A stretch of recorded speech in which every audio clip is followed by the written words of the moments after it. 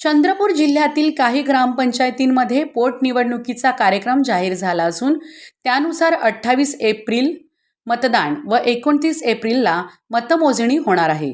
सदर मतदान व मतमोजणी दरम्यान कायदा व सुव्यवस्था अबाधित राखण्याच्या दृष्टिकोनातून येथील मद्य बियर विक्री अनुज्ञप्त्या बंद ठेवणे आवश्यक आहे. चंद्रपूर जिल्ह्यातील ग्रामपंचायतींमधील पोटनिवडणुकीकरिता मतदानाचा अगोदरचा दिवस म्हणजे 27 एप्रिलला मतदानाचा दिवस, 28 एप्रिलला ग्रामपंचायत हद्दीतील सर्व मद्य व बियर विक्री अनुज्ञप्त्या दोन्ही दिवस बंद राहतील.